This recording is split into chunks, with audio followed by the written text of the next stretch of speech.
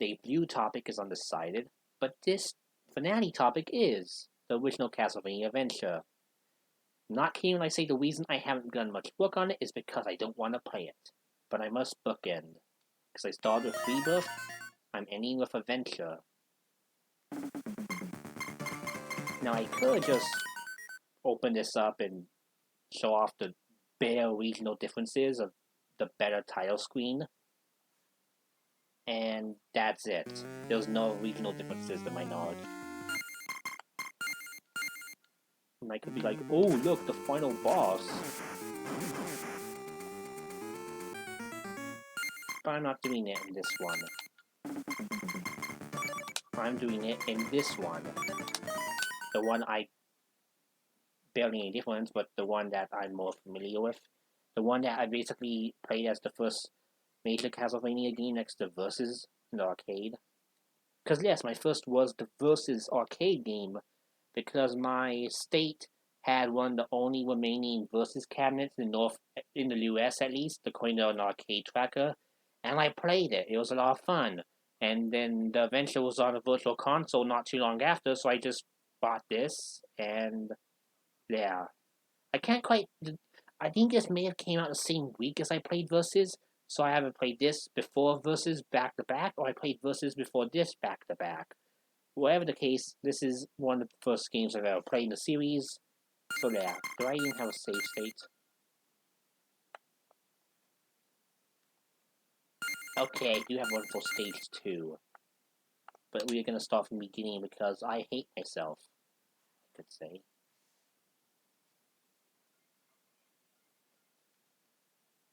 And there's nothing else here.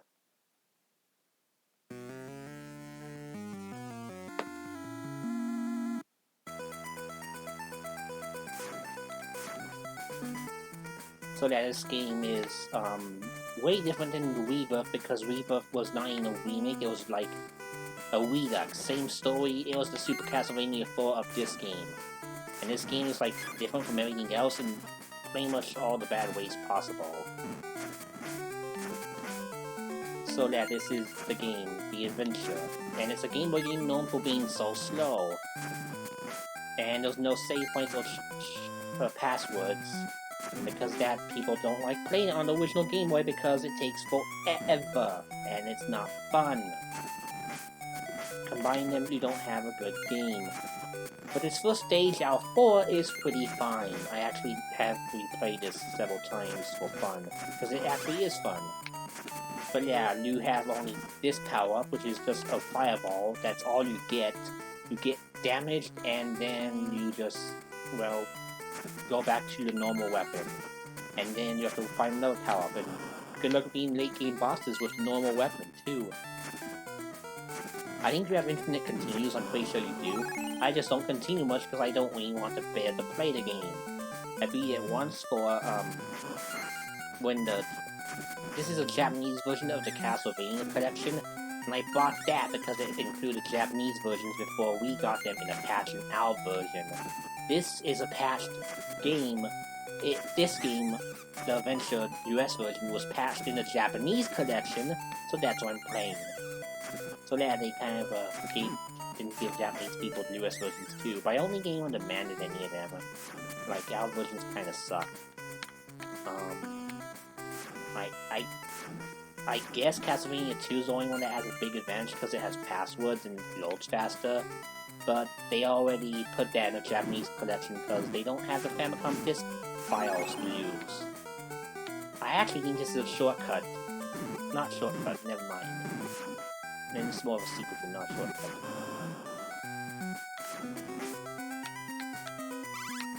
I've seen this. Oh, never mind. I was gonna rant about the screen being. Okay, now I can. So, these screens that I'm in are notorious for being like people on YouTube who talk about game design. It's basically the easiest example of bad game design that people talk about. So, they just give you invincibility to dodge eyeballs that are easy to kill, but they don't stop coming. And you take damage while climbing up the wall because you cannot attack. Look, I'm hitting all the buttons.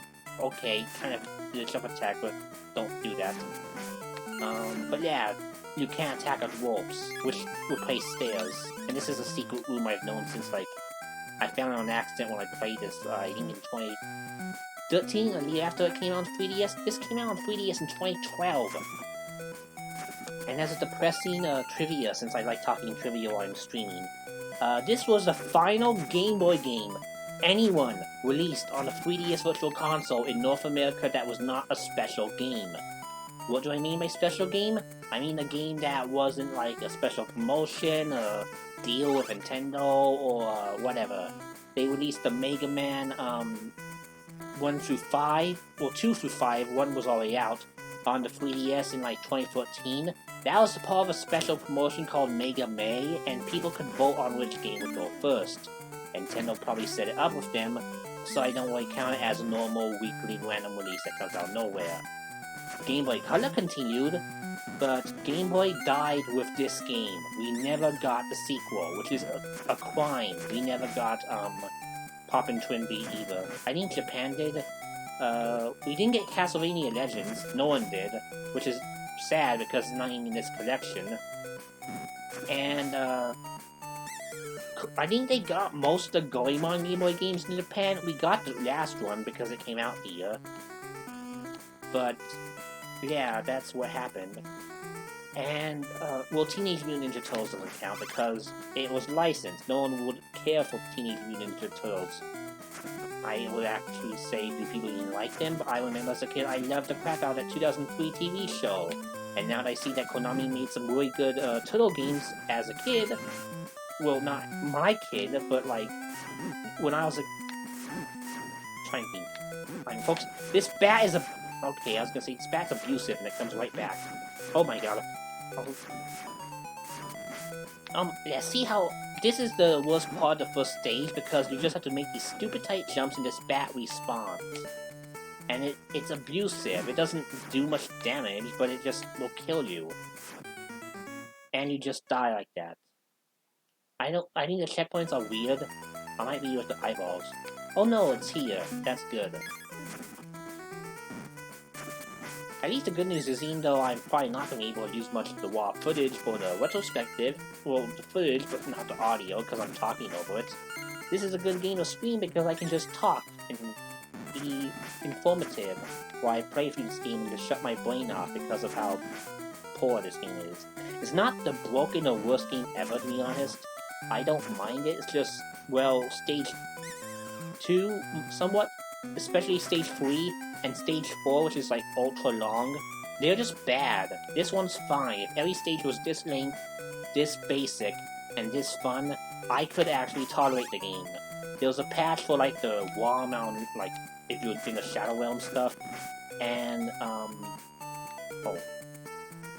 but like, yeah, there was a patch for this game that makes you move 2 times the speed, but people who play it say it doesn't make the game better because it still doesn't fix the other problems this game has. Like, I'm gonna tap the A button, like, well, I can't do it because I'm in closed space, but I'm gonna find a spot I can try doing it. Because there's this glitch that's annoying. It's a glitch because they fixed in the sequel. If I just mash the A button, like mad, while holding forward, I can't, it's hard to explain, but like, yeah, just see that? I jump straight in the air, even if I'm holding forward. That's because there's like a time of like, where you just don't move while jumping. Like after you land, you don't move, and then you resume control. So if you jump too fast, you just don't. No, Castlevania 2 was named on the Game Boy. Belmont's Revenge, it's a good game. This is The Adventure, which has no number. In Japan, it's called Dracula Densetsu, which is different than Akumajo Dracula. So it's basically goes from Demon Castle to Legend of Dracula. But in the US, the sequel to this was just named Castlevania 2, Belmont's Revenge. You know, Castlevania 2 Simon's Quest was a thing, and I think I realized I can just... Nope, I can't skip this. Never mind, my safe haven is not around. And that's depressing.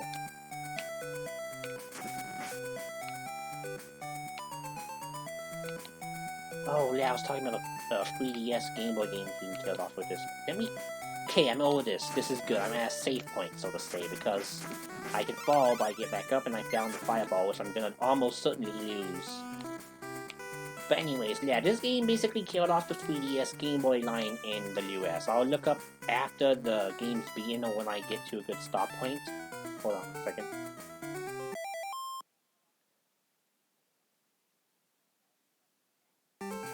Okay, my nose just gave up on me after I was about to sneeze. Oh, see that glitch I mentioned I hate so much happened. I was trying to move as soon as I landed on that platform, because you have to, and the platform fell and I jumped straight in the air. And that's the reason other people hate this game. Besides it being slow, but some people say it's because the Game Boy just blurred like mad, because it was the green one with bad contrast. So, yes, yeah, the reason I say this killed off something on the 3DS is because the 3DS got old Game Boy games just like this, and they released them from like 2011, 2012, and it had like Super Mario Land, Wario Land, Kirby Dream Land. I can't think of much else that Nintendo released besides those big hitters, or Kirby Pinball Land and Block Ball. Those were good games they picked. But then they did something a bit dumb, and Nintendo stopped releasing the games before they did stuff like Royal Blast, Tetris Attack, Loki for Game Boy, probably for getting a bunch of Radar Scope. Yeah, Virtual Console is what I mean. They did Radar Scope, but they didn't do Solar Striker. They did Quicks, which is weird because Taito owns it. But yeah, the Virtual Console on 3DS, there was Game Boy games, Game Boy Color games, and console games. I'll just lump them together. And so, yeah, the console games basically replaced the console games basically replaced the Game Boy and Game Boy Color to an extent by 2012, yeah, late 2012. The Virtual Console was barely a year and a half old by this point, and the final game that North America got that wasn't part of any promotion was this game, The Adventure. It was a bad game to end it on, to say the least. So yeah, we never got a sequel, we never got Operation C, we never got Contra Alien Wars for Game Boy. Oh, it's a boss. Am I powered up? Okay, good, I am. But yeah, we never got any of those cool Konami games. We got like Mystical Ninja with Goemon and Core. Oh, I forgot you. That's a fun fact. It reflects the fireball. I actually don't remember that. And the hitboxes kill me. And I now am weak. And I can't hit him.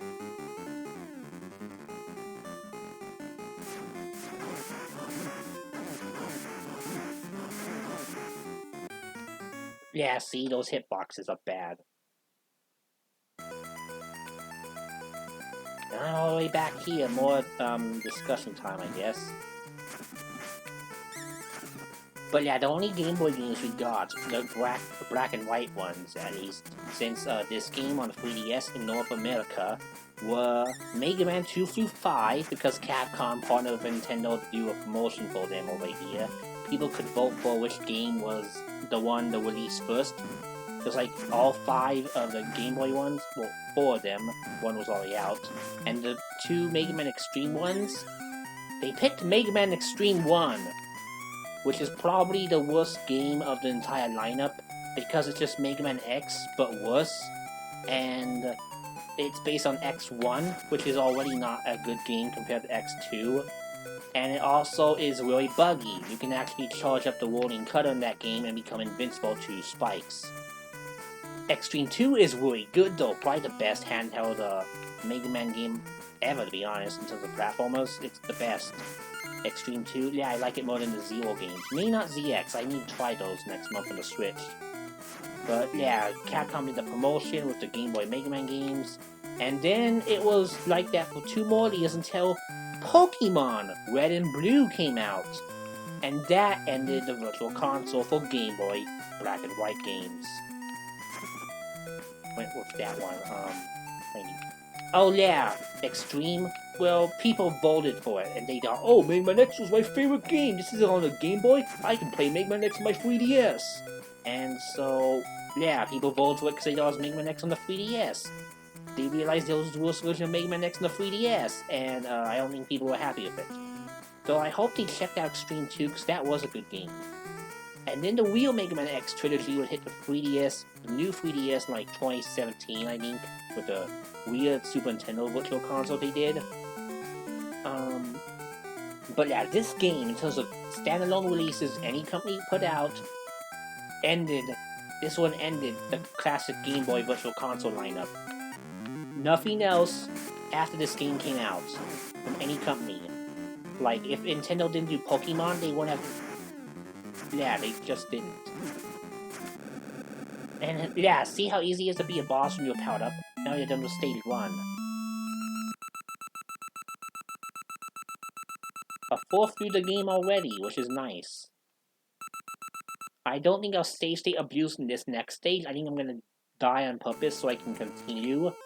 But this stage is when I start to turn the game off, because it's just not fun.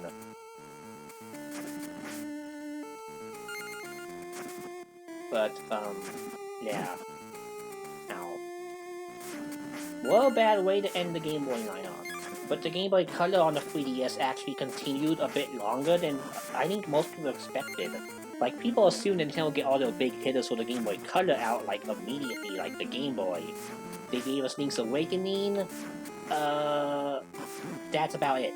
Yeah, they didn't give us almost any Game Boy Color games in 2011.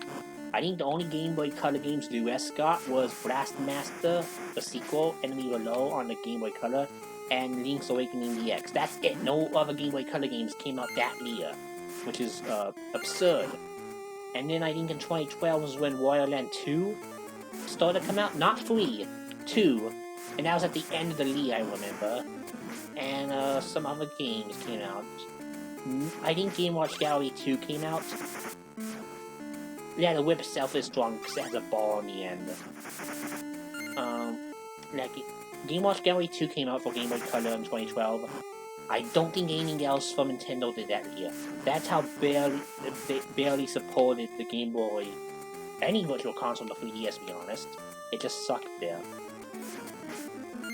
But, third parties kind of picked up the slack. I think 2013 was when Shantae came out for Game Boy Color, and that was huge because the card is still expensive, and indie games, like, the Virtual Console and Wii didn't have any systems that could be considered, like, new enough to have indie games on them. Like, maybe some European games like Turrican, if you want to count that, but, like, no one really cared about them. Like, Brits would love Turrican. Turrican's great, but, like, it's not, you know, a modern-day indie. It's, like, a different kind of indie. Commodore 64 games came out, those were definitely indie before indies were out, but, they only made 10 of them. And I think they pulled them all away because Last Ninja 3 shipped with a game-breaking bug that made it impossible to beat the first level. And they refunded the 500 repoints to people, like, many months after the game was pulled. So, that's fun. They just sold a broken game on the Virtual Console, cause Commodore lay. But, the 3DS? Yeah, the Game Boy Color was in the 2000s, and it was on a system that was cheaper to make games for. It wasn't like... The PlayStation may have had some indies, I think, but the Nintendo 64 had expensive cartridges, and the GameCube didn't exist on the Virtual Console. So the Game Boy Color was a good chance that you get a good publisher, you would get the games published. So we got Toki Tori, I think that was in 2012. I'm pretty sure that was a 2012 3DS game. And Shantae are both indie games that are on the Switch in terms of remakes and sequels. But Capcom published them on the Game Boy Color. But the indie developers took back the rights to both those games, and they were on the 3DS. Okay, I made it to the checkpoint, which is actually kind of nice, so I'm gonna save in case it boots me to the beginning of the level if I continue. Because I'm gonna probably die again.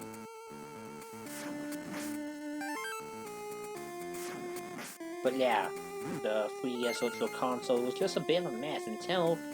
I hate to say this because I thought the Wii U Virtual Console was good, but people... Andrew knows, he's in the chat. On Miiverse, they just would complain about anything that wasn't Mario or Zelda, so they just ignore anything that didn't have Mario and Zelda in it.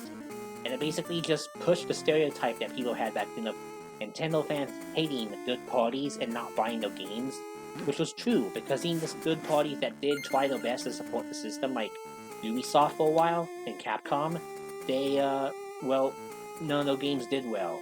In fact, I'm pretty sure that's why Capcom won't make an exclusive for Switch, besides those romance games, because they were burned on the Wii U so badly that they don't want to make any exclusive. They already had that chance with Monster Hunter on 3DS, and now they're doing it with Monster Hunter World elsewhere, because why bother working on a poor system if we can outdo yourself? You get all day-and-day exclusives, like, not exclusives, but day-and-day multi-ports, like Mega Man Collections, Mega Man 11, and Resident Evil stuff. Well, not Resident Evil. Not even Devil May Cry. I guess Ultra Street Fighter 2 is an exclusive, but that's just an HD port of HD Turbo. That HD port of an HD game with HD in the tower. It's confusing. And that was even a good game, though, based it on. They should have made it Hyper Street Fighter 2 and just redid that. That would have been really. It probably would have overtaken Super Turbo at Evo, because I'm not kidding. Hyper is just the best update to Street Fighter 2 ever. And I recommend you have a PS2 to go play it, and why am I going in circles? I'm pretty sure I just took the wrong path. I forgot there was paths in stage. Okay, there were paths in stage. I was just going nuts.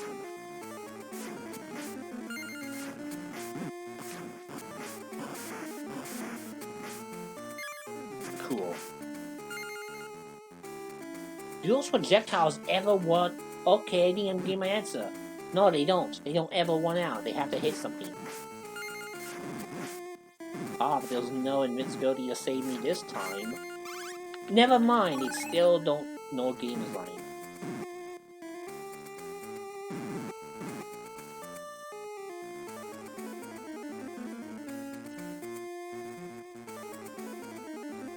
Okay, good, I had to make sure. The reason I'm not hitting the eyeballs on this, by the way, is because they explode, and you may have saw earlier. If they explode, the bridge just dies, and you cannot jump over the gap. I tried. You may be able to barely do it, but these still come at you and you'll get hurt, so, don't. And, yeah. I don't even like hitting them to safe spots, because they'll just probably get away the bridge anyhow, because that's how it's always been for me. That's why I never get past this ball without cheating. So let's see if I can do this without cheating. And by cheating, I mean save states. Though, to be honest, I need to get footage. So, yeah. Ow.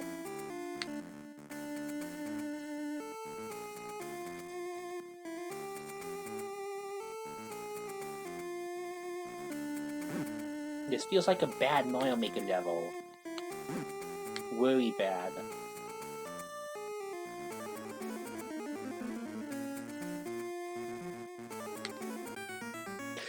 And mouse at the end.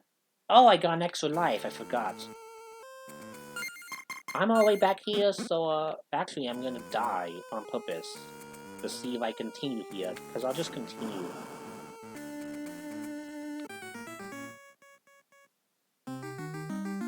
Yeah, stages are really long. You won't get to see much variety in this game.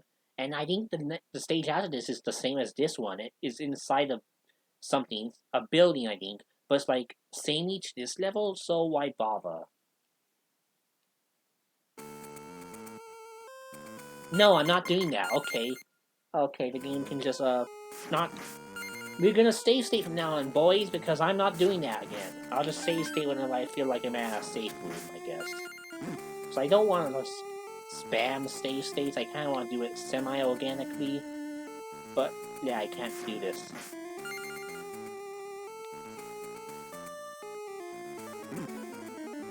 Mainly, I think when I get to the second eyeball bridge, I'm gonna save states, because I don't want to do this again. Oh boy, I like talking. Even though my stream sizes are small, I do like talking to those who come. It gives me something to do. Makes me relax a bit. So let me think of something else to think about. Like, virtual cons we talked about. Oh yeah, I guess I should mention the elephant in the room. The console games on the virtual console, the 3DS one. For some reason, Nintendo thought it'd be a good idea to put NES games on the 3DS. Now, they did this for the Ambassador program in 2011, with 10 NES games they owned, which were pretty good picks, I think.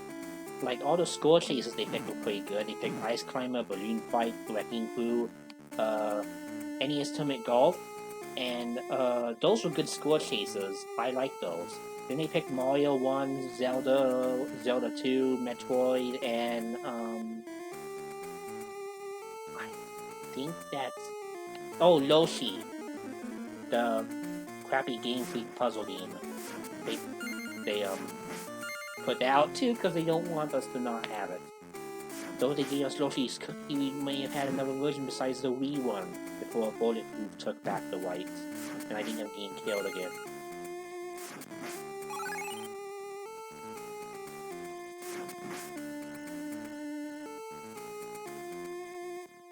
Yeah, the Ambassador Program, that's what it was called. So the NES games were like the Game Boy games, except that they had no save states, they had no screen options, they had no control configurations, even though it had more than two more. So the Game Boy games didn't have much of configurations either. But yeah, they just were bare bones as all heck. They weren't that good. The ports were fine, but like it was like, I guess, Game Boy Advance quality emulation to me. And it didn't really get better until they all got updated. Because for some reason, oh yeah, the Ambassador Program is how I got on the Fire Emblem with Sacred Stones. It was a good game they picked. Because they did Game Boy Advance games too, and those ran even worse. Like, people want 3DS games to be like, no, Game Boy Advance games to be in the 3DS. You do not. They run like crap. Like utter crap. They ran like bad on the Ambassador Program. You couldn't sleep mode. You couldn't, well, do anything. It was like a DS game. But you couldn't sleep mode. You couldn't really do much of anything. The emulator was all glitchy, and some like transparency effects in Metroid Fusion just did not show up. There was like, you can reduce the screen resolution by holding the start button like with the Game Boy games. That's about it. There was no other features. No sleep mode, no control configuration, no save states, nothing. Not a single thing. Not a single useful addition, and this guy won't move. Yet somehow I almost made to the end of Sacred Stones with that awful emulation. Because it was a good game, it just ripped me. It wasn't my first Fire Emblem ever, it was my second. The first was Shadow Dragon, an awful DS remake. But Sacred Stones? Oh, I made it through the X. I skipped that whole eyeball section. Okay, I'll take it. I'll gladly take it.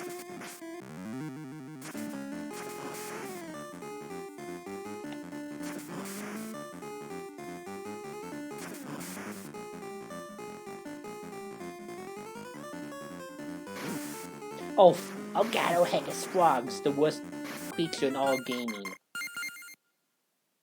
Wait, now I can use this as a good metaphor for why I hate Greninja.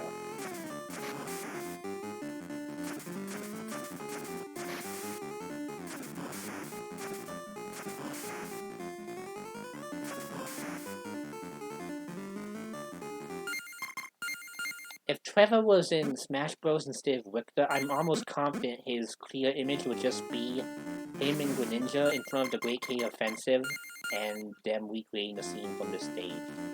Because, yeah. This isn't even a boss fight, it's just an enemy rush of some dumb frogs. It's basically whack-a-mole.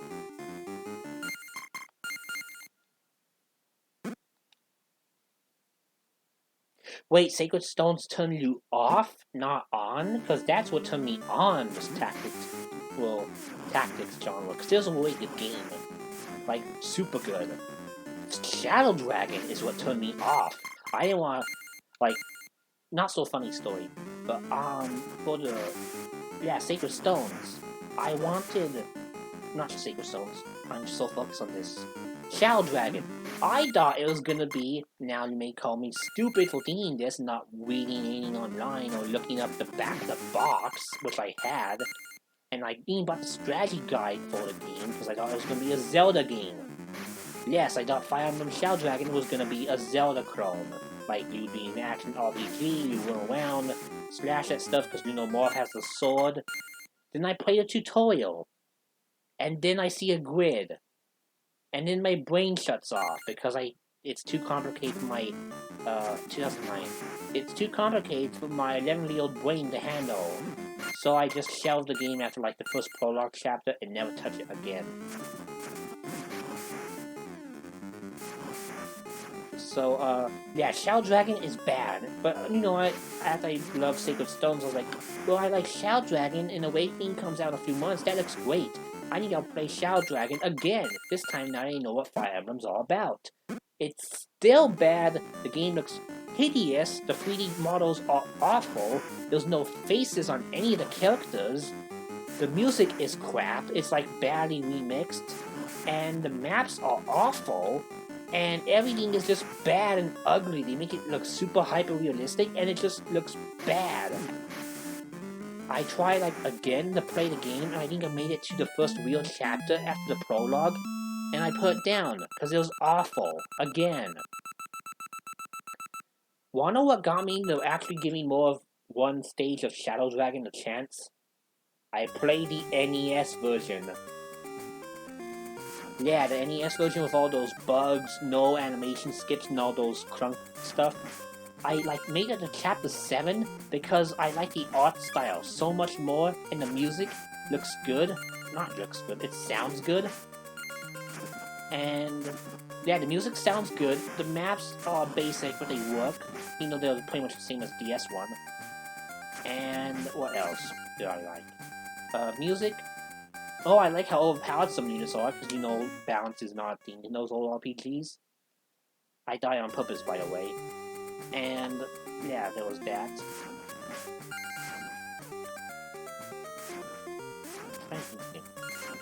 Yeah, no, this timer's generous. You can't really want it out. I don't think I've ever done it before.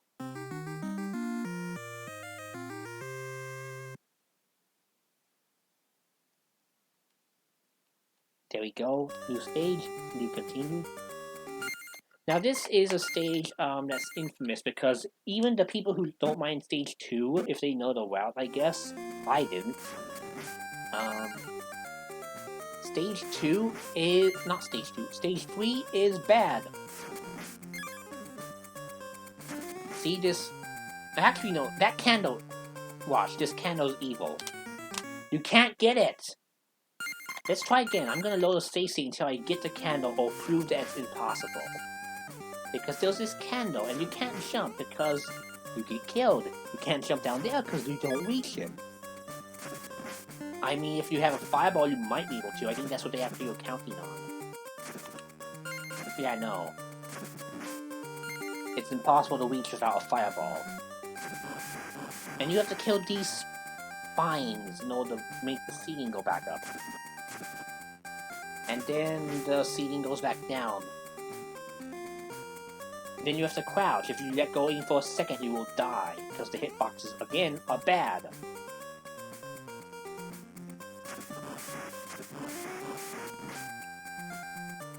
Then you just hold the button like mad, and hope that it doesn't move before. Like, I barely made... I may not even make it. I think I'm not gonna make it. Okay, somehow did. And then as soon as you see an opening, you have to do it. Like, you can't delay. Okay, that was close. I think this still goes up. I'm gonna save state, because yeah, this is a stage where save states are needed. Unless you're masochist or have patience. I got 40 power to whip, which is nice. I'm gonna try and keep it, because the boss is also a pain. And then you're making, oh cool, well I died, so that's not cool. Making... oh yeah, that's why I recognize the frogs from, because I remember I streamed Belmont's Revenge when the collection came out, and yeah, there were frogs in that game too. But, yeah, this stage just does this now. You have to outrun everything, the slow game, with knockback and bad hitboxes, like, outrun everything. And you have to do that for like at least 3 minutes, and then you have to do it again from the side. And then I think you do it one more time, and then you can go off the beaten path and find the boss to beat him. It's padding, it's awful padding, and it's bad. This whole game's bad design 101 basically, but like even with better speed and like not bad controls or like collision or any of that, this would still be a bad stage because the whole concept. Like, Castlevania 3 did something like this, but it was much better because it was slower, and it also didn't make you instantly die if you, like, how it should be is if you instantly die if you fall off the screen. Yeah, this is stage 3 of 4. We're almost done already. So stage 4 is like 20 minutes long. But, yeah, this stage is bad. It's the worst stage in the game. It's the reason most people turn off the Game Boy. I turn off at stage 2, and I just died. And I regret not making another save state.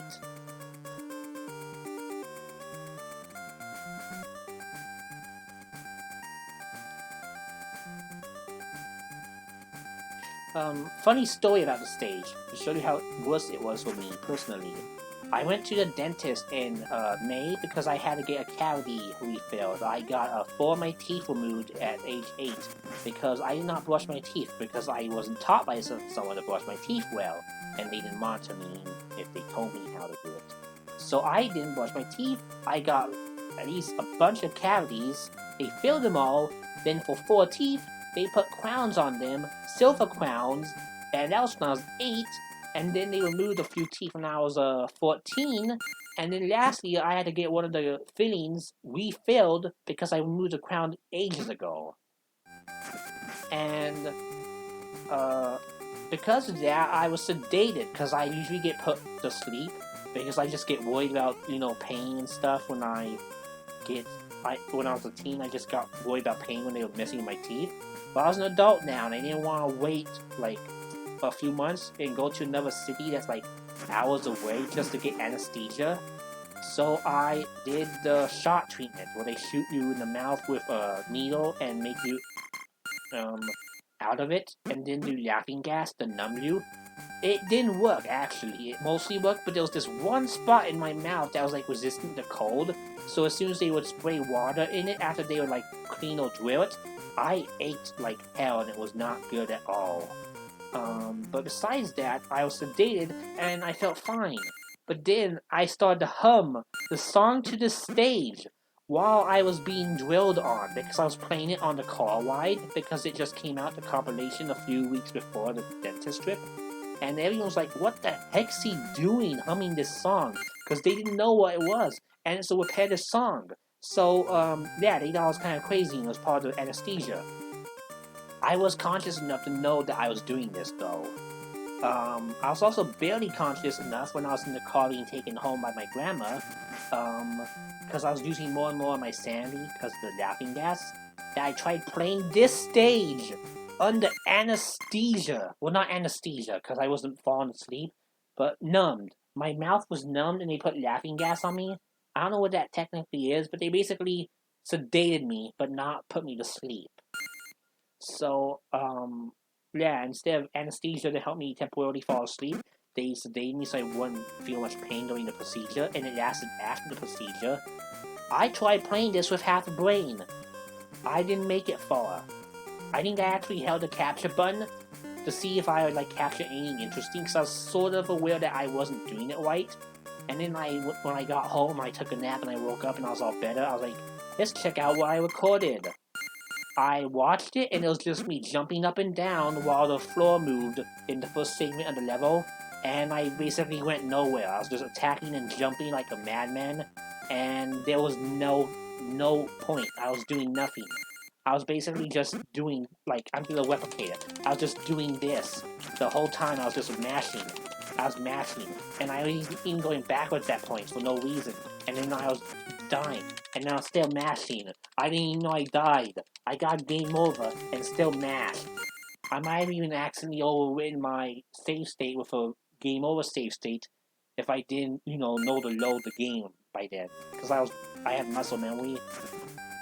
That was an experience. I played this stage, or tried to, while I was sedated, and it did not work. And I can barely do this normally. So I was using stage states then too, but yeah.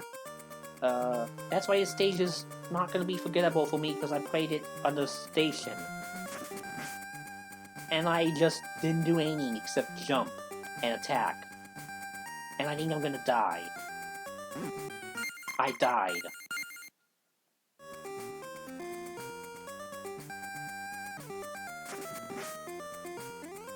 So yeah, the candles are just a distraction. Don't do those unless you're in midair jumping, I guess. I'd say the enemies are too, but you need to get rid of them because, the wall.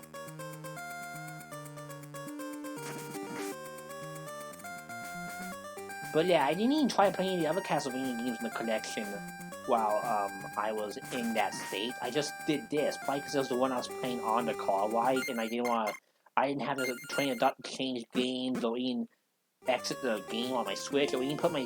I didn't even know what I was doing. I think I just gave up and fell asleep in the car after a while. According to my grandma, I said some weird things in the car because I guess I was in a different state of mind. I talked about how apparently I talked about that if I was in that state when I was about to die, I guess I wouldn't know, and thus I wouldn't, I guess, care that I died, which is really, kind of shocking because I have a gigantic phobia of death, and I literally avoid anything that could injure me, which is why I didn't want to get that shock treatment for so long. And I'm still that way to an extent because I have a nearsightedness, and the eye doctor told me that I could get LASIK surgery to fix it, or at least make it not as bad. Because I'm wearing glasses right now so I can see my character and not fail the stage. I don't have a face camera, otherwise I would take them off. Because I do not like being seen with these glasses because I am self-conscious and I don't like being seen as abnormal. So my self-image has been me without glasses until I was like in 8th grade, then I needed them to see the board and I felt embarrassed. So I used them in emergencies. Yeah, if I was under anesthesia and I beat the stage without dying, I think I'd probably question my, everything. Yeah, definitely for this game. But yeah, what was I? Oh yeah, I'm so worried about death and getting hurt, like excessively, that I have some dumb phobias. I can't even mention some of them because some people could take advantage of it, and I'd probably get a literal trigger, which is also why I hate when people misuse the word and make memes of it, because it's not funny when you get reactions to things you don't even think you should get reactions to. Let's see, something I can definitely share that I won't feel uncomfortable with because it's common knowledge. So yeah, LASIK. Nearsightedness, I hate it. I look like a dork in my opinion with glasses. I don't think I've ever worn them in the video because I'm so self-conscious, even though more people poke fun of my voice than they would with my glasses for sure, because everyone has glasses it seems. And even then, most people stop poking fun of my voice because now we have adults and stuff on the internet. It's great, people are mature.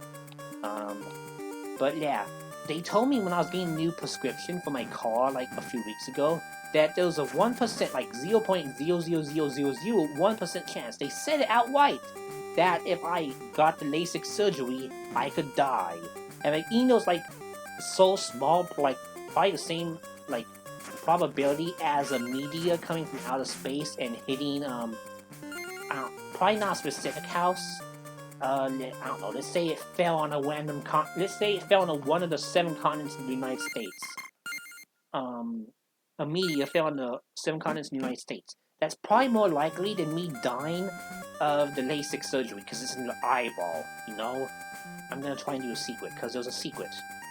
Yeah, see, secret shortcut to the boss. And I think it stops if I do this, which is good. So hey, I powered through it by talking to people. Yay.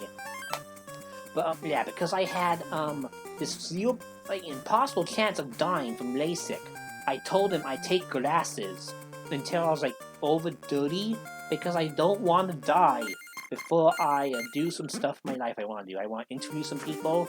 I want to, well, be honest, marry someone, but I don't like the whole. And I also just want to live in a peaceful world. I live in one of the safest states in the country, but everything's so bad nowadays with all the scary stuff. And I worry about other countries, like, excessively, and war and stuff. It's not fun. And my death phobia doesn't make it good either. So yeah. I am so scared of death that I literally didn't do a procedure that's almost flawless and does not kill people. Like, I mean, they kept saying about my, what's it called? The tooth surgery I had, I probably would have not gone with it. Yeah, it was fine. I'm fine.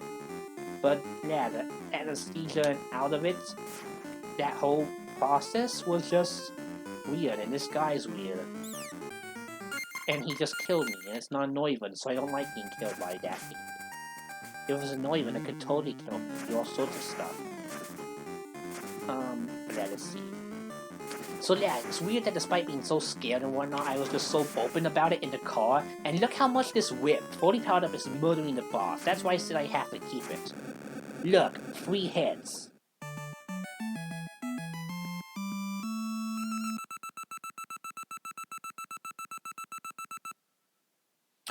Anyways, yeah, because I was just openly saying, oh, I don't mind if I pass away like this, I feel so good. And apparently just did some other weird stuff I didn't want to say because I was just out of it. And I was trying to beat stage 3, which I just did. Yeah, he didn't die. He was about to, but I killed him because of the weakness with this. Like, Dracula dies quickly as too, but I don't think I really care if I meet against him because he has a pattern. I've actually loaded my save state in that other version I showed off, and I beat him without dying or cheating with save state. I just loaded the save state, fought him, and beat both of his forms. It's that easy.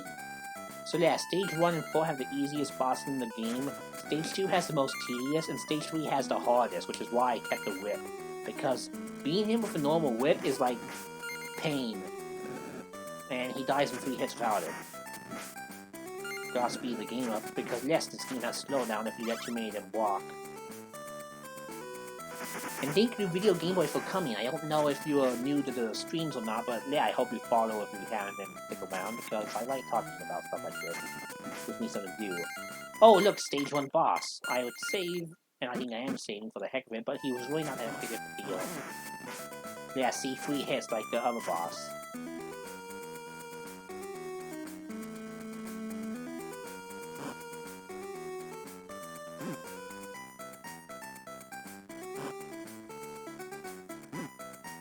I forgot you can attack on this again.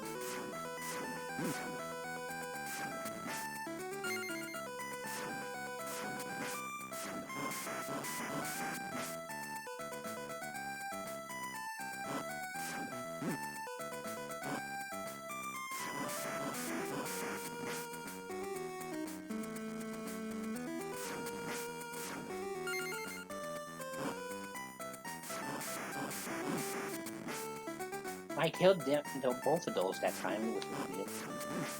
Ow.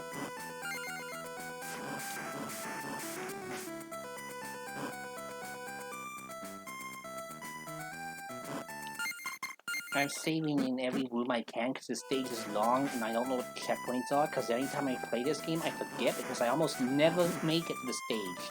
Like, even with save states, I've never made it to the stage outside of, let's see, the first time I played on the 3DS, the first time I played on the Switch, now. I've only been to stage 3 times my whole life.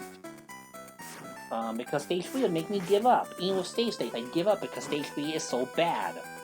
But no, this is stage 4 and I made for the fourth time, third time ever to stage 4, which is the final stage of the game. And how, actually, I forgot, I got whipped off, so I'm gonna know my state. I got whipped off again. There. Wait. Okay, when he opens his mouth, it hits you, I think. Let me test it. Okay, no, that was just a ball. I was being dumb.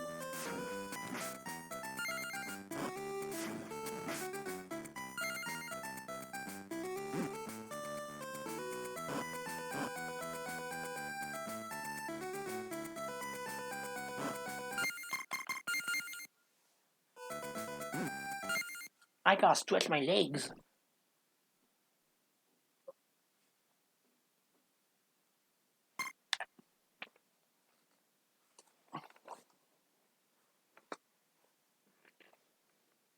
Seen that show for who knows how long, probably in a half hour, and my legs are already feeling like they're gonna blow out on me. By that I mean they're itching, and also they're wet. So yeah, that's uncomfortable to say least, but I'm back. Okay, microphone's still picking up, that's good, because I had a problem last stream where it didn't pick up anything. But it's all fixed, this stream went flawless. As soon as I was able to, I started the stream, and yeah. I think I may do this more often, maybe on Thursdays when I can, because I'm gonna actually start looking at a job soon. which is shocking because I've never worked, and I'm 22 almost. I turned that in a week from today. I now went to a job because, not death phobia related, I was just too socially awkward. But now I found a good place that seems decent. I can do stuff, basic stuff, help people, but not get bothered by them. It should work. So I have hope. I do story commissions and stuff for people, my friends and stuff. I kind of do website design commissions, but I actually haven't opened up on like Twitter because, well, one, Seafoam Gaming has other things to do, and two, I don't think I can design websites well there. I'm not that good. Banners, maybe. I'm gonna try and make a mystery dungeon banner for the subreddit and see how that. If they like it and I win the contest or get close, I think I might as well make making banners a hobby of mine, and maybe I'll do something good out of it. But yeah, I get a job tomorrow. Now I do good video editing. That's why I'm filming this, doing the stream to get footage for one of those videos, retrospective on this game. Basically going over most of the stuff I talked about during the stream, like the anesthesia incident, the Game Boy, actually how I played for the first time, which was after Tai Chi lesson. Because I took Tai Chi as a kid. I hated it. My grandma, there was a Tai Chi place next to our old bowling alley in my town. And I thought, oh, Tai Chi, Japanese, I'm a weeb. I love Japanese. I want to be Japanese. Because as a kid, I told my teachers that, like, America was better than Japan. Not Japan. Japan was better than America because I don't know what I was on. I must have been on some crack back then. I just rambled in 5th grade about how Japan was better than America because they had anime. And anime, that's literally all I said. Anime made Japan a better country than America. Which is not true, though there's some stuff they are better at. And I actually said as a kid that, like, I hated the state I was from because we were known for being a farmland. And I was like, Japan's so cool. They have all these arcades, video games, anime, manga, anime. I want to move to Japan when I'm older. And so the special ed teacher got so annoyed that she actually pulled out a website that was the cost of moving to Japan, because I told her I wanted the fanciest building in Japan, in Shinjuku. I wanted like a full house all to myself, and she told me it was like over several $100,000 worth of land, and I didn't believe her. Needless to say, what made me stop was when I realized that I was kind of being stupid about the whole thing, and also because, well, yeah, I was just mainly because of being stupid about the whole thing. But then there was a period when in 5th grade I was like thinking Japan was better than everything, and I even forgot why I was talking about Japan being better than everything. Like, I literally forgotten the train of thought because I was busy reminiscing on, oh, Tai Chi, yeah. So I was still in my weeb phase, though I wasn't, thinking, oh, Japan's better than America because anime. I was a teen, a preteen, I was like, old enough to know that, yeah, there was a thing in the country called government. Japan is not governed by Inuyasha and Pokemon DVDs. They have Shinto Abe. So, no, Inuyasha is not the president of Japan, and they don't have presidents in Japan, like I thought when I was a kid. And no, just because Pokemon episodes were banned in Japan, not in Japan, banned in the West because they came out in Japan, doesn't mean that Japan's tougher than America. It's just because 4 kids want to appeal to worldwide audiences. In fact, because of my weeb face, you probably think I'd be the biggest ones that being the vagina bones and censorship crowds that people get into online. But no, I guess being a weeb and getting out of it is why I do not act that way anymore. But yeah, I was still obsessed with Japan and Japanese culture as a preteen, so I went to the Tai Chi place next to my grandma's bowling alley. She didn't own it, but she bowled there a lot. They had this class. They had this class where you learn Tai Chi, but I was like, oh, I don't care about this. They're just doing weird hand movements and balancing. I want something cool. And then I look around and I saw on display a big sword made of plastic, but I thought it was a real sword. And I was playing Ocarina of Time religiously as a kid, and I was like, oh my god, big sword, Japan, I must have it. So I basically begged the lady to let me sign up for the class. And she was like, oh, sure. And I was like, wait, can I have a sword now? And she's like, oh no, you need training. And I was like, oh well. But I decided, well, it may be fun. I'll learn something interesting about Japanese culture and whatnot. And so I took Tai Chi. I realized the hard way that it wasn't for, granted, it's not as easy as I thought it would be. Because, it was balancing, and I had awful balance as a kid. Like, so awful that it wasn't even funny. Like, I'd fall over, and I couldn't even ride the bike with training wheels. I had no balance because being sheltered for 8 years does a lot to your body. Being relocated to better living conditions helps somewhat, but, like, still, it's a pain. And that's a pain, too, to die there.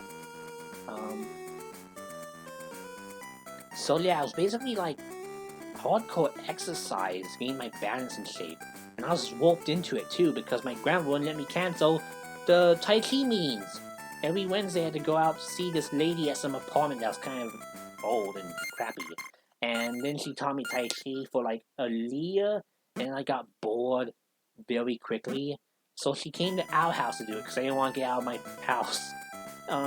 So then my grandma had her come over here, but she didn't mind because her son would come to our house and pet my cat because she was a mom, and she let the son play with my cat and stuff and pet him. Or her, it was a her then. And yeah, we had a cat. It was sweet. He just pet the cat. She teach me balance. It was like that for like another year. And in early 2012, she had to move to Nebraska. I'm not saying what my original state is, but she moved to the state of Nebraska because she wanted to work there. And so I got a new teacher who was an older lady. She came to my house as well. Taught me Tai Chi. I actually got good at it, like really good, and I could bounce on 1 foot, and then I eventually got to the point where I could bounce on half a foot. So that was cool. I can still bounce on half a foot today, actually, but I can't move much with it. But yeah, I took Tai Chi as a preteen to get a sword.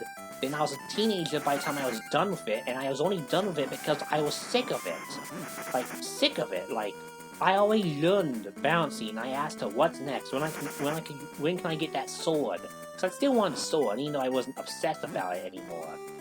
She told me I needed to take 5 more years of it. I was like, I already have good balance. What do I do? Then she just showed me some weird poses that you do while bouncing, and it wasn't, like, helping anything. So, like, I don't care about this anymore. So I begged my grandma, and then I outright told her, if you don't let me cancel Tai Chi, I will stop going downstairs to see the Tai Chi teacher, and you will waste $200 per month. So she let me cancel. I did get a proper final lesson, though. We ended on good terms. And that was like a week after this game came out on the 3DS, the 25th of October. I think was my final lesson in Tai Chi. And that's when this game came out, like the one of the time that this game came out on the 3DS. So that this game also has correlation to being the game I remember buying as soon as I finished my Tai Chi lesson for the final time. I was excited going, oh boy, Castlevania, people say this is a great game. Then I play this. And then I hate it. Then I play Castlevania a year later on the NES. And then I play Versus Castlevania a week later after this game in an arcade. And everything's fine. But yeah, that was a pretty weird experience. I started Tai Chi because I was a weeb, I was a Zelda fan. I ended Tai Chi, not a weeb, a teenager, someone who's just bored of exercising, and Castlevania, soon-to-be fan, almost not a fan, then a fan. What a journey. Well, I think I'm chatting a lot today. I guess I normally don't have as much interaction in the chat, but I kind of like doing this. It's kind of fun to just reminisce and stuff. That's what my series on YouTube's about, but it's fun to do it in a stream, too. Especially since I barely really pay attention to the fact that I'm going through this game, and I'm already at the final stage, when I probably would be bored if I had nothing to talk about and I was just doing it like I would single player. Because, hey, I'm actually having fun, except with this stupid enemy and this diagonal zigzag that these balls are in. Oh, come on. There. There. There. Oh, gee. Ow. Did you see that? The extreme edge of the spike killed me. Oh, joy. This may be the hardest room in the game so far. Yeah, I'm not kidding. This is the hardest room for me so far in this playthrough. All because of this stupid tight corridor, this bad square hitbox, and knock back into spikes.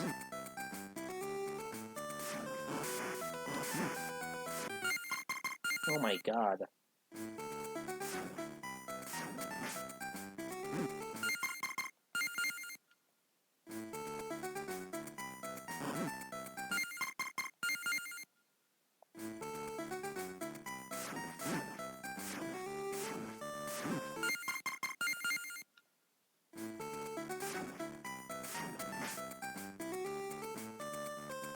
I don't know if I'll mention the Tai Chi bit in my video, to be honest. Maybe a brief mention saying, oh yeah, I bought this on the final day of my final Tai Chi lesson, but I can't really think of much ideas. I may just make it a footnote. I'm gonna mostly talk about how I just played it before versus Castlevania, and I almost would have hated the series if I didn't play that right away. And versus Castlevania is just a hard version of Castlevania 1, but I still had fun because I moved fast. And it was good design, even in the arcades with a speedy timer and all that.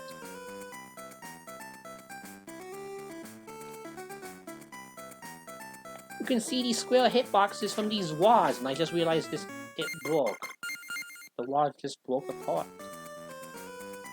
Look, it's a square hitbox. You can see it pushing out. It's a pointy needle.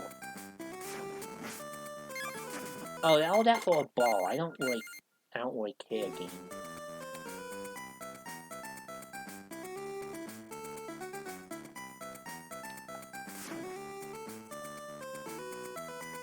Oh my god, I actually didn't die that time.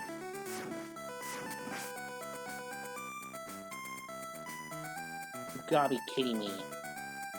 Wait, what? Is that power point in midair? It is, isn't it? Can I grab it midair? I can! Okay, that's not normal. I don't think it ever happens any other point in the game because there's not many moving platforms.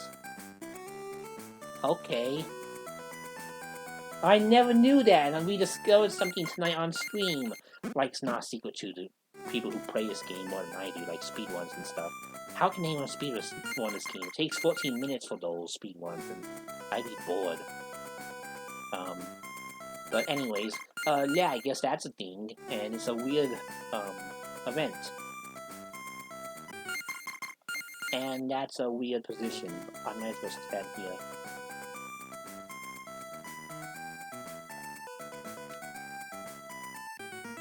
Okay, that one was faster than me. Huh.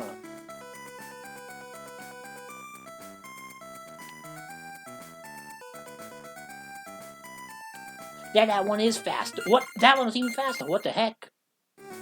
Okay, that's weird. Like, this game is so slow. It's notorious for being slow. And it just goes fast when it wants to. Like, those platforms just go fast. I wish I could move that fast. Then this game might be a bit more fun, but the hit detection still needs work. Actually, I think they just changed the hit detection and released a patch that just does that. I like this game more, because that's the biggest problem with it. Not even the speed. Because speed's a bit better in the next game on the Game Boy, but it's not a deal, like a game changer. Hey, I did it. So, I wouldn't say it being slow is like, oh, I got heart, thank god. And yeah, you don't get power-ups in this game. As I said in the beginning, you just have the whip. So hearts are health now. Oh, those are faster than anything else in the game. Look at that. I'm jealous. Yeah, they were turned in the sequel, the pencil parts, as Andrew called them. And they work better in that game, because that game's meant for speed. Better speed in this game. Okay, and as you can see, this is just like the real Stage 1 boss, in that he takes a bunch of hits to kill. And he's a normal enemy. And I barely have room, I can't jump over him anymore. And my weapon's too short. Yeah, it's one of us.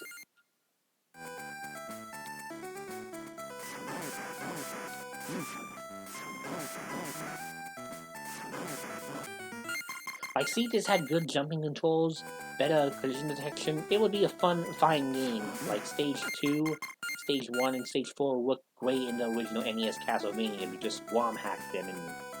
But Stage 3 would still suck no matter what game you put it in. Even Dracula X or Wonder of Blood, because, it's not good.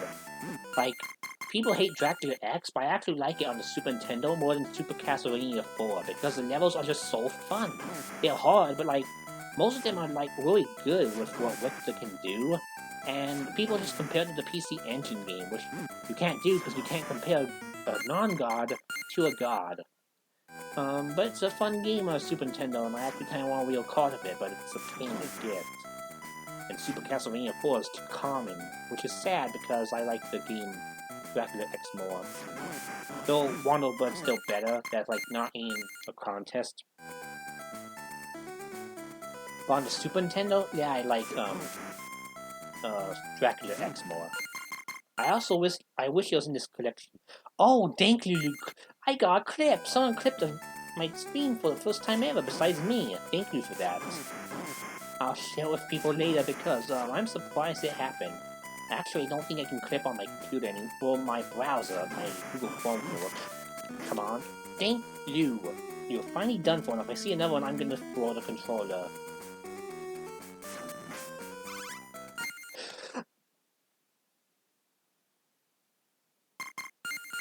I got hurt, I'm not gonna scream.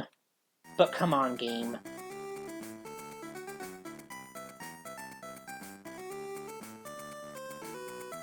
Why?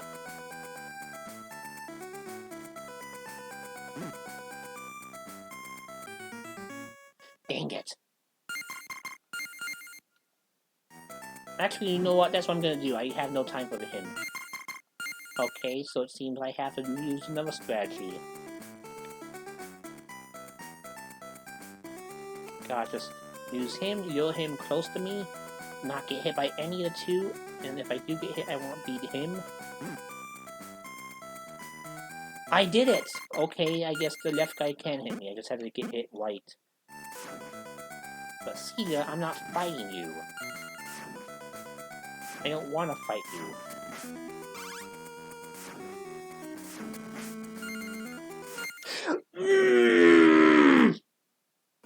There's 3 of them!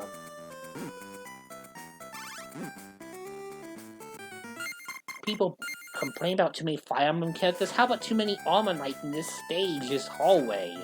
Like, I guess they're trying to go for the Axe Knights of Castlevania, like, what's it? Not Dracula's. Death, I guess they call him, yeah, Death Scythe guy. Yeah, the hallway of Death Scythe guy stage in Castlevania 1. I guess that's what they're trying to replicate here, but they're not doing a good job because, bad. Wait, hold on a second. Oh my god, that's amazing. I don't even need another enemy to follow me. This is so easy, you can just do this the cheap.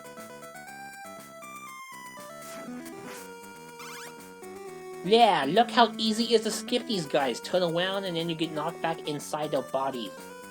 Wait, is this a Dracula room? Okay, I think this is a good place I can die on purpose for that, effortless boss fight. Yes, this has to be the final boss. We're almost done, guys. Almost done. And I didn't even fully healed. Yeah, it is the final boss. Okay, so yeah, we're gonna do this in one sitting, even if I'm here for an hour. So I've done it before.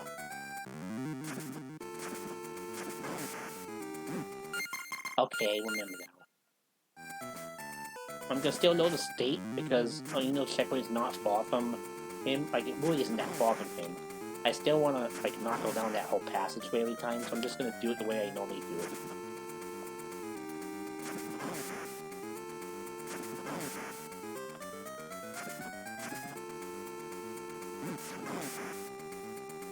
I don't care that I'm powered down, because it's still an easy pattern.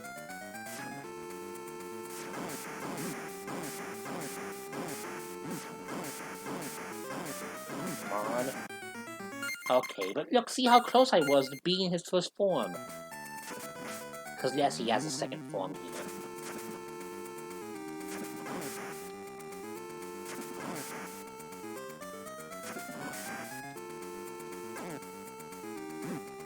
Oh, I got hit. Well, I'm not gonna load, right? I shouldn't load until I die.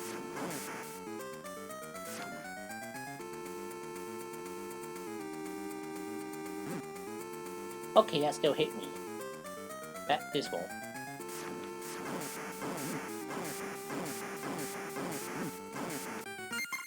Okay, that's not a good idea, but, yeah.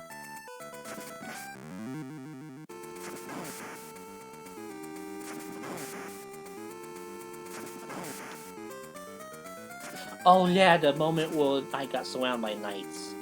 Yeah, that was a good moment. Okay, that was a... I lost my power. I said you, wow.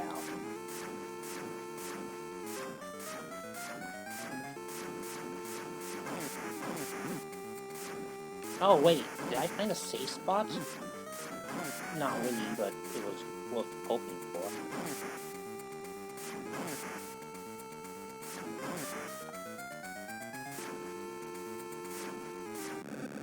Okay, he's dead. But as I mentioned before, I can beat the whole gauntlet, so to say, without cheating. I've done it before, so we're just gonna do it that way. I think I know how I beat him easily the first time. I think I just got up here. Or not.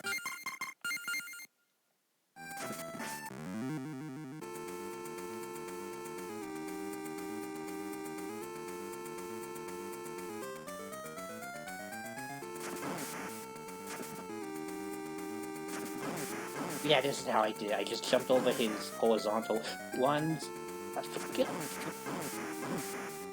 Okay, forgot he had horizontal ones in that spot. But yeah, look how close to dead this form is. Yeah, that was easy. Now it's... Oh, I forgot his hitbox is still bad.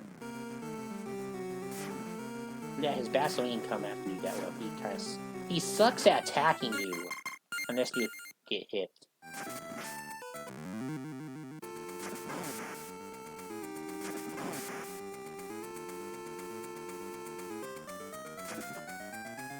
Okay, I remember how I got there now.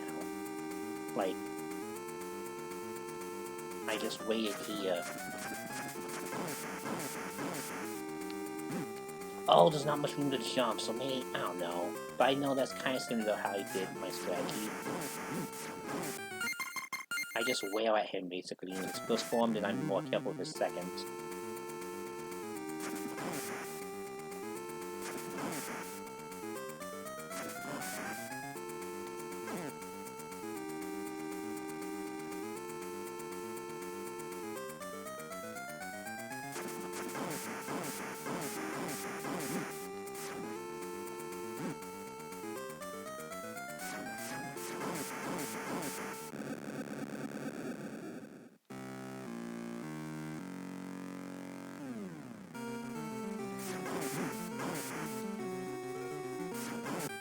I actually forgot how I hit his second form before. I think I was in the middle platform. I just played it safe there.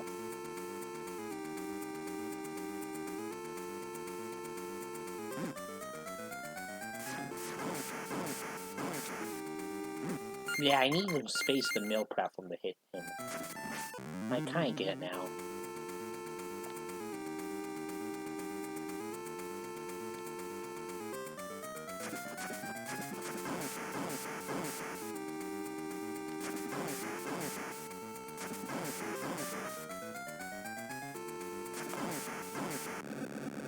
I didn't even take damage that time.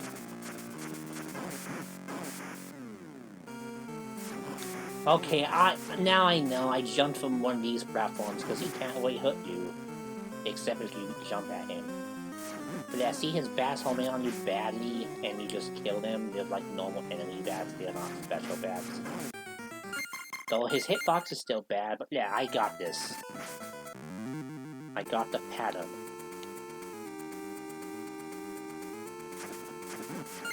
Actually, could probably maybe hit him on the left side before he goes away.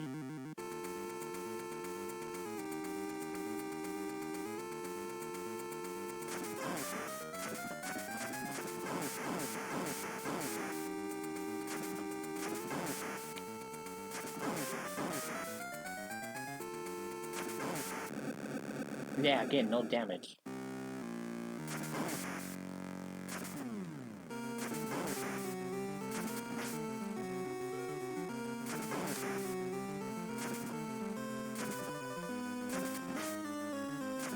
This is all he does. I'm almost positive this is all his second form does to you. Oh, I almost got no damage one. That would've been sick. Okay, indeed. Oh, okay, got rid of that. That's good.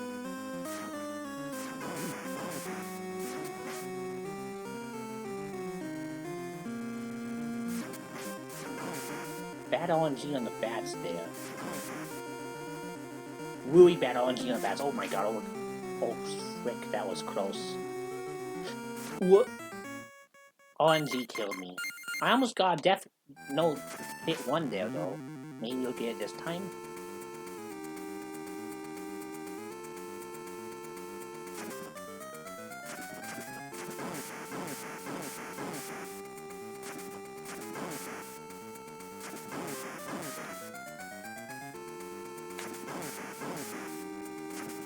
Oh, I can dodge AC after all.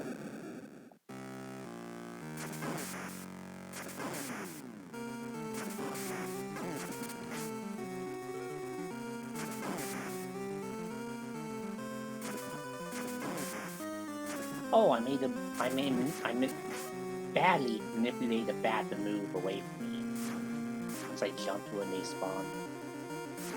And now my whip is shorter, so I have to bait him more and not be as, I guess, wild with my jumping. And also, the RNG can kill me again.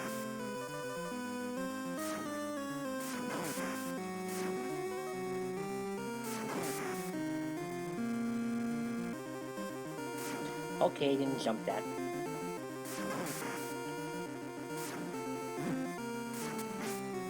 Thank God it knocked me in the spikes. Ah!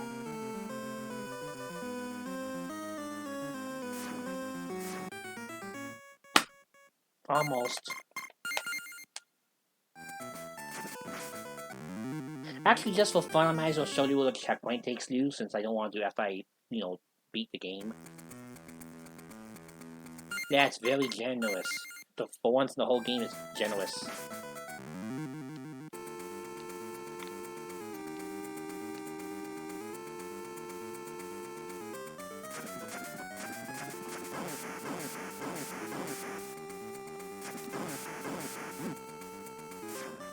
Oh, I got weakened.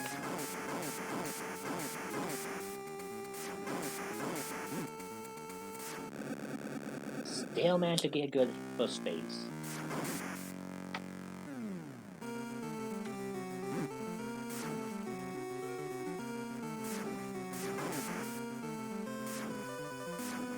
Oh, embarrassing. Very bad. Yeah, the RNG for the bats is what makes or breaks the second phase, and it's not always good.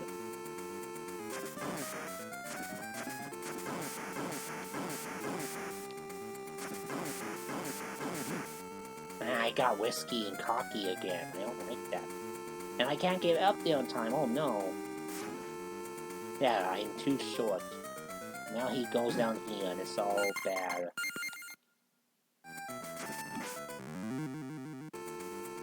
It's almost 9:30? Good God, I need to get this over with by 10 so I can get away from work tomorrow. That's all I'm not here for an hour.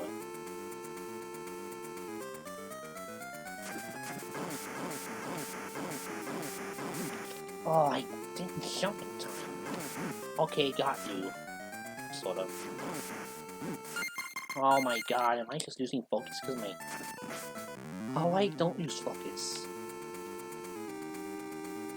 I am just sick of this game. Yeah, I'm just definitely sick of this game. They should have done it.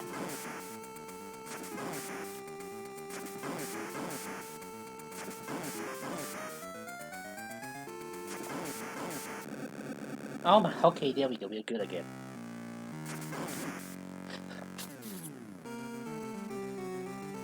No! No! No, out. Out. I know, out. Out.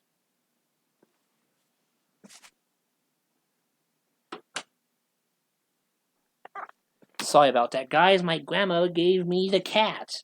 The cat is now on the computer, sniffing my streaming laptop. Come on.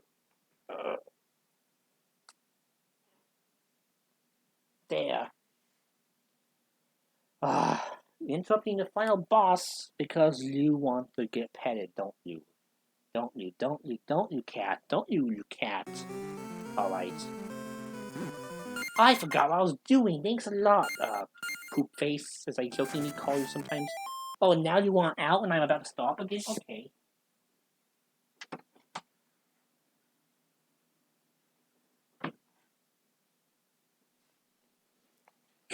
He didn't even want to be in here. My grandma just dumped him in my bedroom. Okay, geez. So yeah, my cat was a pain. Let's do this again.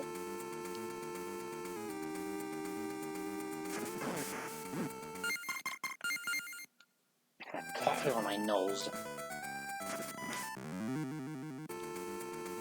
Normally I mute the audio if my grandma wants to interrupt and butt in for whatever reason, but sometimes she just does it without asking. It's a bit of a peeve of mine.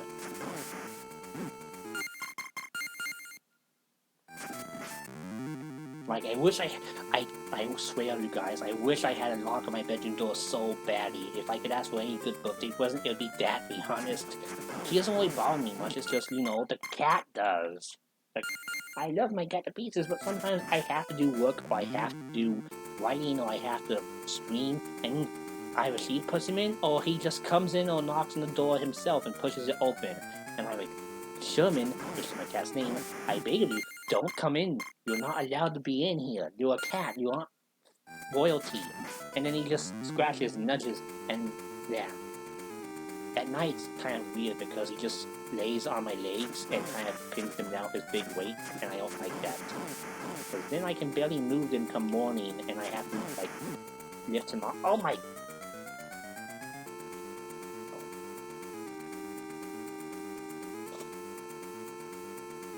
Oof, that was close. His hair got on my nose, and it tickled me. I almost sneezed, and I had to wipe my whole nose off and take my glasses. So, no more distractions. Let's get this done. No more stupid interruptions or stupid anything. And I say that as my hair starts to itch again. Oh my god, I love cats, but sometimes they're just bad. They're awful.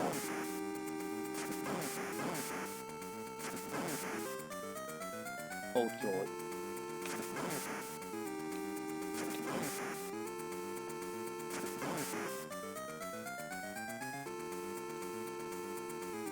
I'm just gonna wait here. I don't think I need to kill him there. There's no... Yeah, that wasn't hard. Please, good on G.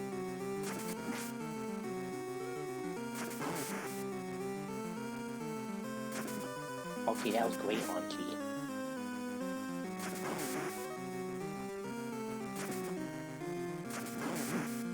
Oh shit.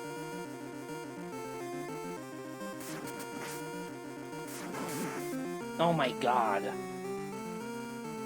Double, triple, quintuple.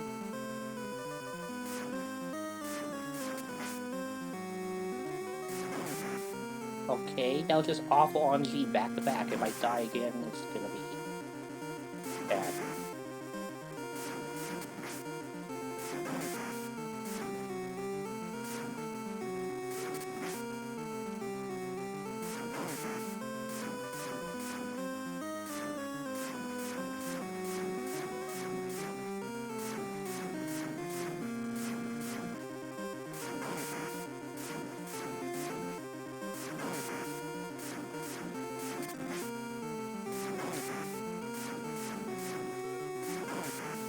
One more, two more hits, more likely.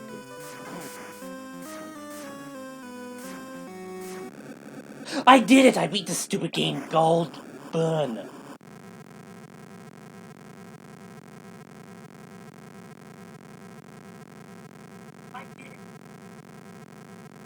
Now you're done with this game. Oh, no, I don't want to. I need to get the ending. You have to do this all over again. Like, don't get the ending. And also, the only good song in the entire game, and by that I mean the only one I actually have on my iTunes.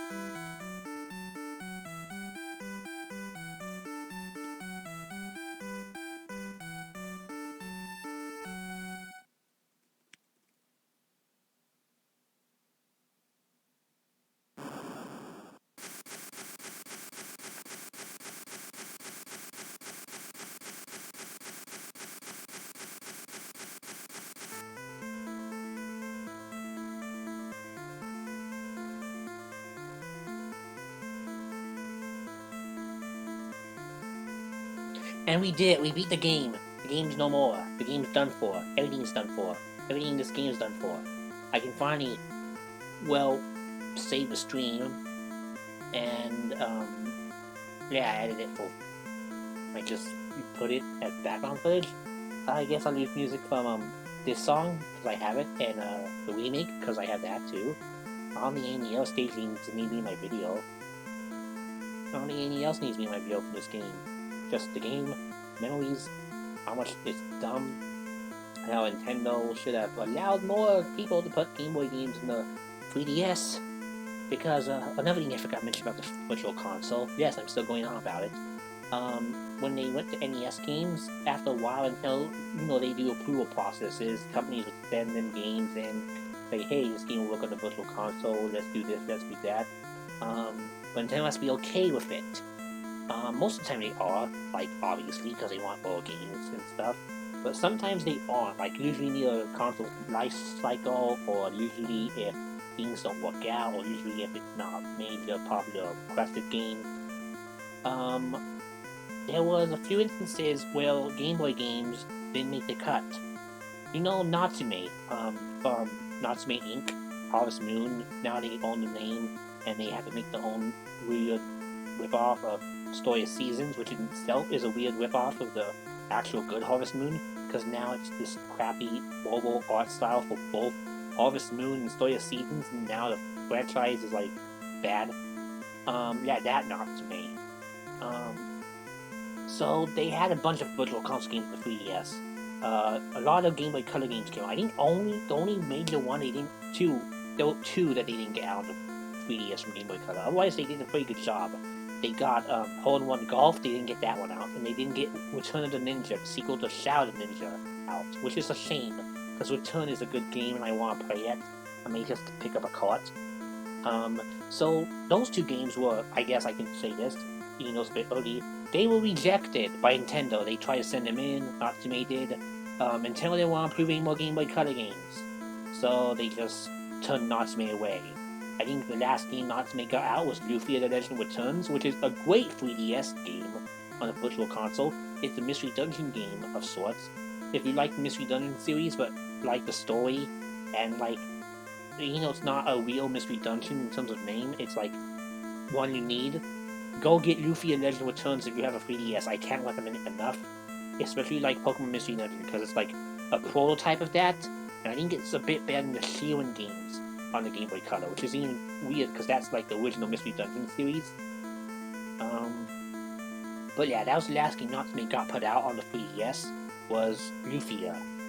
Lufia 3. Not Lufia 2, sadly, but more on that in a bit. Game Boy, they had Tailgater and Spanky's Quest for Game Boy, the Game Boy. They wanted to put them out because fans were like, hey, put these out. Nintendo wouldn't let them wouldn't let them publish those either. Because all the porting work for Virtual Console games was done when Capcom finished up Mega May. And this was like 2016, they were wanting to get these pushed out. Of course, Nintendo had their own Pokemon games, but Pokemon's a special child. You can't do that. So, we didn't get Natsume Game Boy games. The biggest one that I will hate forever, and I will continue to hate. Nintendo rejected Lufia 2 Rise of the Sinistrals on the Wii U. They were planning to make a big return of Lufia because they got Lufia 3 on Game Boy Color. Maybe they were going to do Lufia the DS one, but that was a bit tricky because no third parties got the DS Virtual Console stuff. Nintendo just kept it to themselves. But Super Nintendo, yeah, there was Pac-Man 2 that was announced, and Dracula X that was also announced via Australian ratings. So those games were getting ready. So Natsume was like, oh, let's put Lufia 2 and maybe some of our other popular games like Pocky and Walkie on the Wii U. They were going to, they teased it for a bit and then no word for like a few months, and then some podcast called Fragments of Silicon. It was on NeoGAF, an awful site nowadays, but back then it was barely tolerable. But this was a good podcast, Fragments of Silicon. Someone shared it on NeoGAF, and they interviewed Natsume. One episode, they talked about how they were going to get Lufia 2 and Pocky and Walkie and anything they could in their lineup, like even Flying Dragon from Nintendo 64, they hoped to do. Nintendo rejected them all. They were basically just canning the Virtual Console. And, yeah, Lufia 2 got rejected. But Pac-Man 2 made it, survived. We got Pac-Man 2, guys! A game worse than this one. Yeah. So yeah, the Game Boy Virtual Console died with this game. This ending screen was basically the last anyone who bought the games in sequential order would see until Mega Man 2 through 5. And after Mega Man 5, until Pokemon Red and Blue. And after Pokemon Red and Blue, nothing. Let's hope they do a Game Boy Classic with not this on it, and I'm not playing this anymore. Oof, that was a lot to take in. I beat it all in one sitting. I'm worn out. I have 30 minutes left. So, what's the bonus game I should do until then? Maybe I'll show off my collection.